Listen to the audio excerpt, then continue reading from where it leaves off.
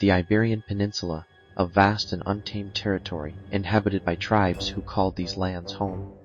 In the 2nd century BC, a new power appeared on the horizon, an empire that knew no borders, Rome.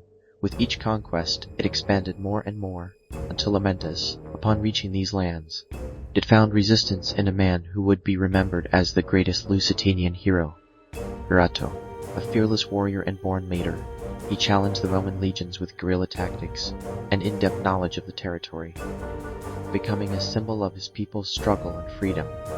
Viriathus and his warriors frustrated Roman armies in successive battles, forcing Rome to recognize in him a cunning and formidable rival, fighting for a decade against the empire.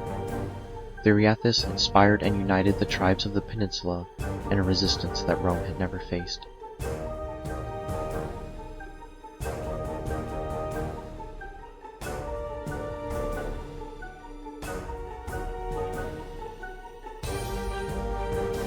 He was Viriathus, a warrior, a leader, a shepherd. Little is known with certainty about his origins, and his early life remains shrouded in mystery. Stories and legends tell of a man who was born in the highlands, in the harsh mountains of Lusitania, among a resilient people who were fiercely attached to their traditions and freedom. Among these valleys and cliffs, Viriathus grew up as a shepherd, tending flocks and knowing every rock, every peak, and every winding trail of his homeland. These same paths that he took in his youth would later be the scene of ambushes and battles that would echo for eternity. Viriathus possessed an indomitable spirit and a genuine love for his homeland. He possessed a rare cunning, and perhaps he didn't know it, but one day his name would echo as the symbol of resistance and freedom against the relentless advance of one of the greatest empires humanity has ever known, Rome.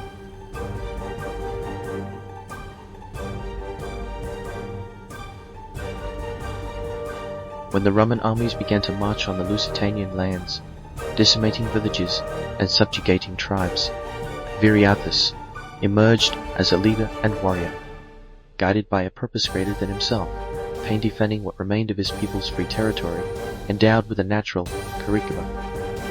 Viriathus was not just a military leader, but a unifier.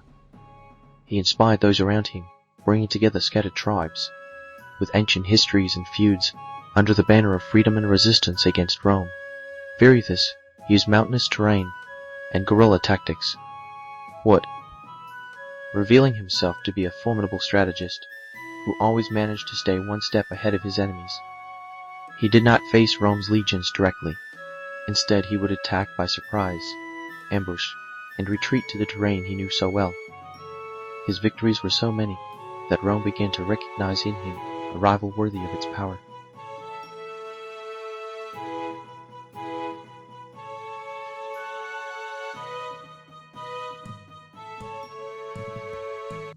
When the Roman legions arrived in the Iberian Peninsula, they brought with them iron discipline, heavy weaponry, and a path full of conquests. For the powerful empire, the Lusitanians were just another obstacle, and their commanders were confident that they would win easily. But Viriathus, knowing his people and their lands, saw beyond the brute strength of the Romans. He knew that victory would not come from a direct battle, as facing the Roman army in the open field would be fatal. The way to win was cunning, knowledge of the terrain, and the loyalty of your people, who rose up to defend their freedom. Thus Viriathus created a new type of warfare, where familiarity with the mountains, valleys, and secret trails was as lethal as a sword. His men became shadows in the mountains, silent warriors waiting patiently to ambush Roman columns in narrow gorges and dense forests. The ambushes were accurate, quick, and ruthless, leaving the Roman legions disconcerted and vulnerable. This is how the First Great War began, between the relentless strength of Rome and the cunning of the Lusitanian warrior. Viriathus led his people with guerrilla tactics, using the terrain as a powerful and unpredictable ally. And with each successful ambush, each unexpected victory, he forced Rome to question its own invincibility. Rome promised peace and protection, but her words were nothing more than a carefully planned trap. The Roman general Selavio Galba, with his cunning promises, summoned the Lusitanians and assured them peace and fertile lands where they could rebuild their lives. Believing in the promise of a future without war, the Lusitanian laid down their weapons, hopeful for the opportunity for peace. But what followed was an act of unimaginable cruelty. As soon as they were defenseless, the massacre began. Countless men, women, and children were brutally murdered. This act of disloyalty and violence ignited a revolt that could not be contained. It was at this moment that the figure of Viriathus emerged as a symbol of his people's fury and thirst for justice. Overcome with profound indignation, he swore that he would fight to the end, not only for freedom, but for the honor and memory of those who were brutally betrayed under his leadership. The revolt grew stronger, telling, and the fight against Rome stopped being a simple resistance. When it became a war for the dignity of an entire people, Viriathus knew that, what these who fought. To beat Rome, he would need to fight differently. Thinking beyond the brutality of the battlefield, the terrain was his greatest ally. And he used it masterfully, pushing the Roman army to the limit, with quick, punctual, and strategically planned attacks under the cover of night. His men moved like silent shadows, knowing every rock, every hidden path, and every curve of the mountains they called home. The ambushes were meticulously prepared, and the attacks, precise and deadly, always caught the Romans off guard. It didn't matter how many legions Rome sent, as Viriathus and his warriors disappeared at the right moment, retreating to the shelter of the mountains before the enemy could react with a small army and limited resources. Viriathus did the unthinkable. He won entire battles, without Rome even having the chance to see his forces gathered. His fight was invisible, relentless, and his name became Protestol. With each confrontation, the nightmare of an empire that thought it was invincible. Viriathus was not just a tribe leader. It was the beating heart of the Lusitanians' resistance. Each battle won was more than a military triumph. It was a direct blow to Rome and Heinrich. At the same time, a spark of hope for his people, who saw in it the possibility of a future free from imperial tyranny. While Rome believed it could tame it with numerous legions and superior weaponry, Viriathus proved time after time that courage and strategic intelligence could overcome any brute force. His fame spread with each successful ambush, and even the Romans began to respect parts and fear parts of Viriathus' name. He became known as the Terra Romanorum, the terror of Rome, a living legend among the Lusitanians and a growing threat to the empire, to his people. He represented the indomitable spirit of Lusitania. For Rome he was an opponent, who, although never captured, would leave a deep mark on its history. After years of intense battles and heavy losses on both sides, Rome finally gave in a rare act of diplomacy and recognition. The Romans officially recognized Viriathus as leader of their people, granting him the honorary title of Amicus Populi Romani Peo, friend of the Roman people. This gesture, unusual for an empire that rarely made concessions, seemed to signal a lasting peace, a victory for Viriathus, and a hope of stability for the Lusitanians.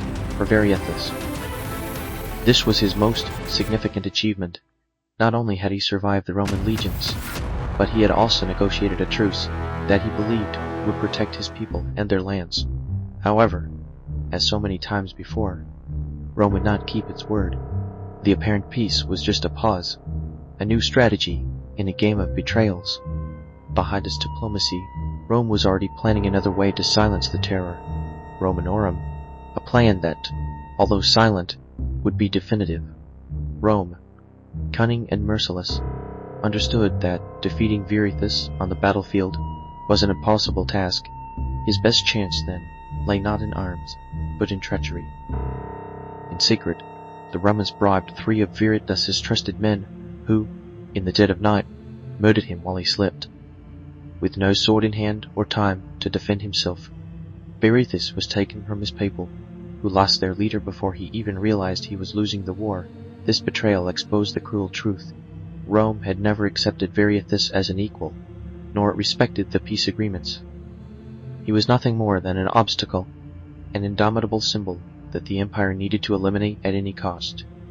Even without its leader, the legend of Viriathus lived on Viriathus, and his death became a bitter reminder that Rome was as adept at manipulating as it was at conquering without Viriathus.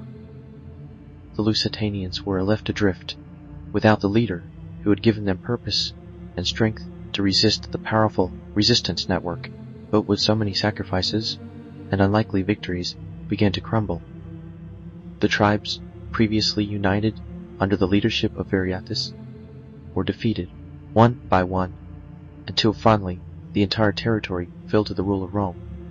The Iberian Peninsula became yet another province of the vast empire, subjugated to Roman power and culture. However, Viriathus' memory did not fade. He remained an eternal symbol of resistance and courage, a legendary hero who dared to challenge Rome and inspire his people, even under Roman rule. The memory of the man who, with cunning and bravery, faced an empire would echo in the stories told from generation to generation, a flame of freedom that Rome would never be able to extinguish. Centuries after his death, Viriathus continued to live in the collective memory of a people. It inspired heroes, poets, revolutionaries. It was the symbol of the indomitable spirit of the Portuguese people. In Spain and Portugal, his name was spoken with reverence, and his example served as a reminder that true power lies not in weapons, but in the unyielding will to be free. Viriathus was more than a warrior. He embodied the dream of freedom of an entire nation and left us a legacy. But the fight for freedom is never in vain, even when victory is not guaranteed. The courage to fight for one's land and for one's loved ones is what makes someone truly immortal. I hope you enjoyed it. Don't forget to watch the other videos on the channel if you haven't seen it. Yet see you next time.